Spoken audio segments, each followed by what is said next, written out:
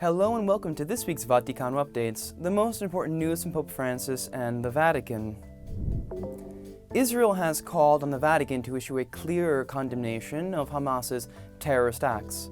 Comments from the Pope Francis and other Vatican officials in the aftermath of Hamas's October 7th attack on Israel have called for peace in the region while condemning violence against civilians on both sides.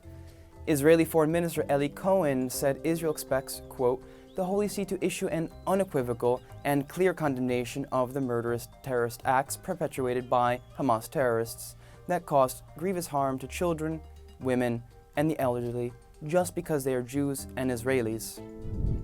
The Latin Patriarch of Jerusalem had called for a day of prayer and fasting on October 17th for peace and reconciliation in the Holy Land. Cardinal Pizzaballa has urged Catholics to organize times of prayer with Eucharistic adoration and recitation of the Rosary to deliver to God the Father our thirst for peace, justice, and reconciliation. Cardinal Pizzaballa, the Latin Patriarch of Jerusalem, has made a statement to the press expressing his willingness to offer himself as a hostage in a hypothetical exchange with children held captive by Hamas in Gaza.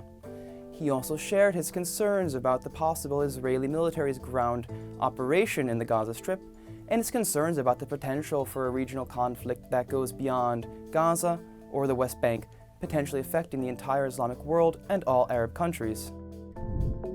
In his message on World Food Day 2023, Pope Francis said that the world is marked by a stark reality, where poverty and despair continue to plague many people. The pontiff reflected on the theme of this year's World Food Day, water is life, water is food, leave no one behind, underscoring the irreplaceable value of his resource for all living beings on this planet. World Food Day is held every year on October 16th to draw attention to the fact that millions of people around the world still suffer from hunger. At the general audience, Pope Francis focused on the story of the Sudanese-Italian saint Josephine Bakhita, which he described as an existential parable of forgiveness. Born in 1869 in the region of Darfur, Josephine was sold into slavery as a young girl.